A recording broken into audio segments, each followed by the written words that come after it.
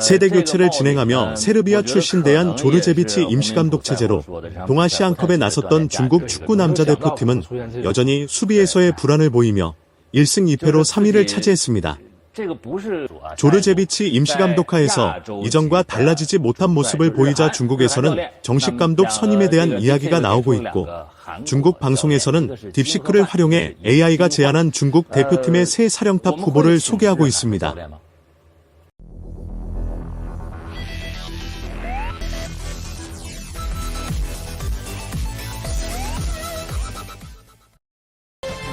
중국 베이징 TV에서는 동아시안컵 남자 축구에서 조르제비치 임시감독이 이끄는 중국 대표팀이 여전히 수비에서의 불안한 모습을 보이며 1승 2패로 대회를 마감하자 정식 감독 선임에 대한 방송을 내보냈습니다.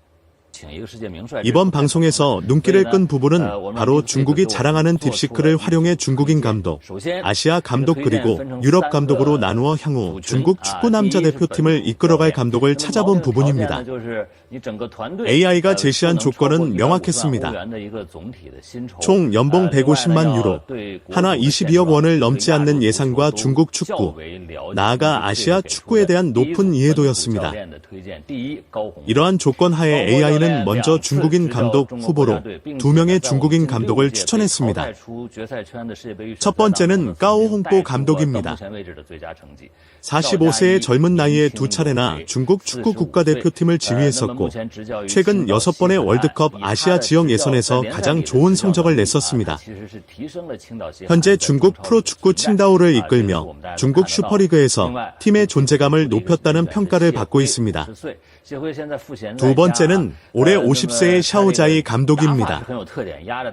현재는 휴식 중이지만 압박 축구라는 자신만의 뚜렷한 전술 색깔을 가지고 있다는 평가를 받고 있습니다. 하지만 베이징 방송에 출연한 패널들의 중국인 감독에 대한 반응은 회의적이었습니다.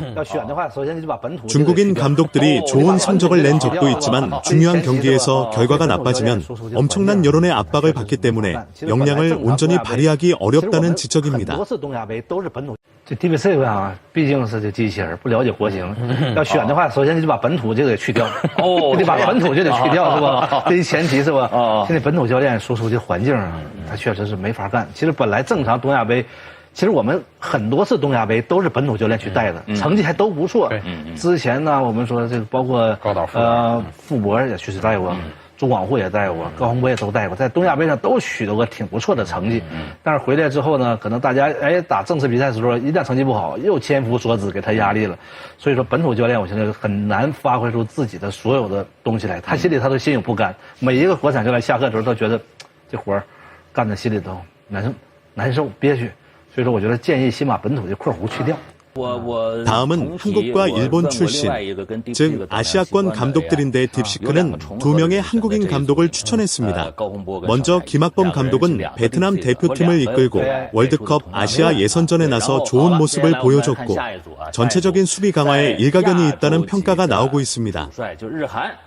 또 다른 한 명의 후보는 윤정환 감독으로 젊은 선수들의 육성에 뛰어나고 아시아 축구에 대한 높은 이해도가 강점으로 평가되었습니다. 이외에도 방송에 출연한 패널들은 신태용 감독을 언급하며 이번 동아시안컵 한중전 관중석에서도 포착된 바 있다며 주목해야 할 감독군 후보이지만 현재 대한축구협회의 부회장을 맡고 있어 중국 축구대표팀의 감독을 맡기는 어려울 거란 이야기가 나왔습니다. 아울러 패널들은 이들 한국 감독들의 역량 자체는 충분하지만 순수하게 축구 자체 이외에 고려할 요소가 많다는 현실을 지적하고 있습니다. 즉 직접적으로 언급하고 있지는 않지만 한국인 감독에 대한 중국 내부의 정서적인 거부감이 있다는 것으로 방송에 출연한 패널은 현재 중국 축구협회에서는 한국이나 일본 감독을 선임할 의향이 없는 것으로 안다고 이야기하고 있습니다.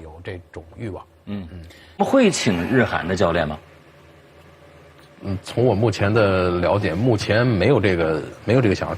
我记得是就是在杭州亚运会之前，那么其实中国足协曾经确实考虑过，就是这个据我了解啊，是考虑过这个荣成的这个主教练，徐正源，但当时是想邀请他呀，曾经想考虑让他接亚运队，但是我听说的是当时呢，这个好像。徐指导可能觉得这个是一个项目，更多的上是一个项目啊，一个比赛的项目以项目为单位，那么带队，所以说他可能如果是国家队邀请他，那可能他更有兴趣或者更有这种欲望。中国队跟韩国队比赛的时候，申台龙是出现在这个包厢里的，他是一个备选人选吗？是这样，他是韩国足协现任的副主席。所以说他和包括朴恒旭，就原来的越南队的那个，他们现在都是韩国的足协的高层代表。所以说他们出现在那个看台上是有这么一个原因，完全是官方背景。对又在韩国打比赛，作为东道主的这个会员协会的。你先说这两个人行不行？咱别说能不想，我就是能别说决策的人想不想啊？反正这两个人行不行？我觉得也行。AI 现在不白给，我觉得也行。这俩人是吧？这俩人如果说咱们想用，或者他俩也想来。可以，从履历来说都可以，都可以。为什么我们不能选日韩的呢？大家一定记住，我们现在就是很多决策一定是受到这个舆论的这个指引，某些方面啊，在某些这个东西很多跑偏了，这就是跑偏了，完全是偏离于足球正常的技战术层面上讨论事情了。 이제 마지막 그룹이자 현재 중국 축구에서 가장 주요하게 고려하는 방향인 유럽 출신 외국인 감독입니다. 딥시크는 2명의 강력한 후보를 제시했습니다. 먼저 비토르 페레이라 감독은 현재 잉글랜드 프리미어리그 울버햄튼을 지휘하고 있으며 과거 중국 프로축구 상하이에서 감독 경험이 있어 중국 축구에 대한 이해도가 매우 높습니다. 포르투갈 리그에서 우승 경력도 있고 울버햄튼 부임 시에도 뛰어난 역량을 보여줬습니다. 또 다른 유럽 출신 감독 후보는 드라간 스토이코비치 감독으로 중국 프로축구 광저우에서 지휘봉을 잡았던 경험이 있으며 공격적인 전술을 선호하는 세르비아 출신 감독입니다. 하지만 그는 현재 세르비아 국가대표팀 감독을 맡고 있기 때문에 그를 데려오려면 많은 어려움이 따를 것으로 예상됩니다. 아울러 현재 중국 축구의 가장 큰 문제가 바로 수비인데 스토이코비치 감독은 중국 프로축구 광저우 팀을 이끌 때에도 수비에서 약점을 보인 바 있다고 지적하고 있습니다. 베이징 방송의 진행자는 딥시크가 추천한 3개 그룹의 감독 후보 중에서 한 명을 선택해야 한다면 누구를 고르겠냐고 묻는데 패널들의 의견은 엇갈렸습니다. 就袁老师就让你从这些人里这3组人就一定要选一个，你选谁？就你定。我定，我真的选邵佳怡。是吧？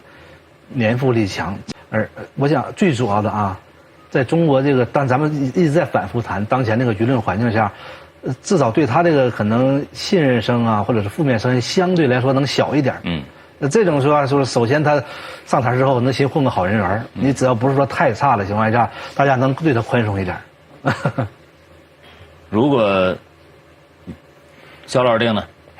我还是选佩雷拉。 佩雷拉，因为确确实实这个有些时候，刚才咱们也提到了，就是，不是加一或者说是这个，谢辉谢指导这些本土教练，他没有这叫潜质或者能力，重要的是，他带这个队可能会承受的难以承受之重。对，所以这一点我是从这个角度去考虑问题。 나아가 패널들은 중국인 감독과 외국인 코치의 협력 모델도 제안했습니다. 예를 들어 샤오자이 감독과 과거 호흡을 맞췄던 안토니오 같은 외국인 코치가 함께 팀을 이끄는 것입니다.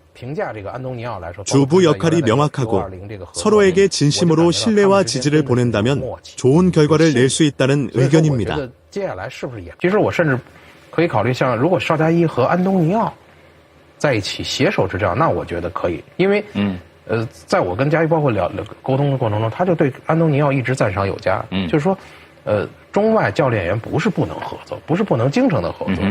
我觉得就是说，就是这个从佳一平时评价这个安东尼奥来说，包括他们原来在 U20这个合作，我就感觉到他们之间真的是有默契，有信任。所以说，我觉得接下来是不是也可以尝试中西合璧？当然这里边肯定要有一个主和副这么一个关系，要明确了责权利。那么，而且这个不管是谁主谁副，相互之间都有一个，就是说，能够有这种没有私心的去为对方去给对方支持，初心得正。 결론적으로 인공지능은 훌륭한 감독 후보들을 제시했지만 실제 감독 선임은 축구 실력 외적인 수많은 고려사항에 얽혀 있습니다. 현재 중국 축구는 여론의 압박, 복잡한 선발 과정, 그리고 아직 정식으로 시작되지도 않은 전문가위원회 소집 등 여러 현실적인 문제에 직면해 있습니다. 아무리 좋은 AI의 추천이라도 결국 사람의 지혜와 현실적인 결정이 필요하다는 점을 시사하고 있습니다. 중국 축구의 복잡한 현실을 엿볼 수 있었던 시간이었는데 과연 누가 중국 대표팀의 새로운 사령탑으로 선임될지 앞으로의 행보를 계속 주시해봐야겠습니다. 다만 우리나라의 경우에도 이번 동아시안컵에서 일본의 벽을 넘지 못한 홍명보 감독 체제와 축구협회에 대한 불신이 여전하기에 우리나라 축구의 문제점도 계속 관심을 갖고 지켜봐야 할 것 같습니다.